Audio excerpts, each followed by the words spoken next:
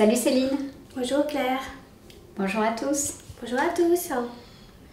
Donc Claire, aujourd'hui tu vas nous parler des attitudes que tout bon méditant devrait cultiver tout au long de sa pratique. Oui, déjà la première chose c'est de conserver l'esprit du débutant, même si vous méditez depuis longtemps. C'est vraiment une des caractéristiques importantes que tout nous semble à chaque fois tout neuf, comme si c'était la première fois qu'on rencontrait les sensations qui peuvent s'exprimer dans notre corps, nos émotions ou les pensées qui nous traversent, d'avoir beaucoup de curiosité et de ne pas juger ce qui apparaît instant après instant.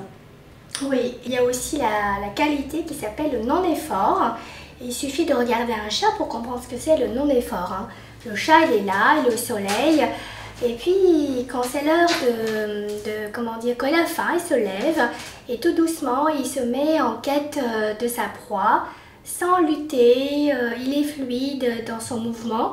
Eh bien, c'est ça le non-effort en méditation. La méditation, c'est pas un effort, une lutte, une résistance, c'est vraiment des mouvements très fluides de l'état de concentration sur le moment présent. Ouais, et puis après ça, ce dont on se rend compte qui est important, c'est aussi de lâcher prise sur nos attentes.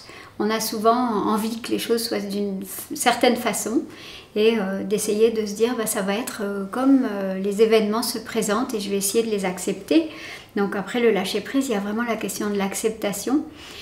C'est compliqué, c'est facile à dire comme ça, mais on est tout le temps régi par envie de retenir des choses qui nous plaisent ou alors de chasser des choses désagréables qui nous posent problème ou qu'on n'aime pas ressentir ou traverser.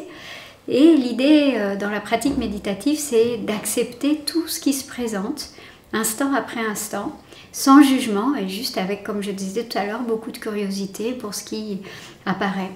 Oui, et puis accepter avec bienveillance les choses qui peuvent se déployer. C'est quoi être bienveillant? C'est éviter de se juger, de se critiquer, de dire que notre méditation est nulle, que ça devrait être comme ci, comme cela. Ensuite, ressentir de la colère, de la culpabilité. Vraiment, c'est important d'être bienveillant envers soi-même au cours de notre méditation. Et cela fait appel aussi à la confiance. On est confiant dans la méditation, peu importe le résultat qu'on peut trouver, mais vraiment une confiance et une patience. Et la méditation, c'est un entraînement, comme un entraînement sportif qui a besoin de temps, de temps pour s'installer. Nous avons besoin de persévérer, c'est important, pour que les résultats puissent se déployer tout au long de la pratique. Ensuite, pour méditer, il y a plusieurs postures. Traditionnellement, on parle de 4. L'assise, mais on peut aussi méditer debout ou allongé. On peut aussi méditer en marchant. On abordera tout ça plus tard. Bonne semaine à tous. Bonne semaine et à très bientôt.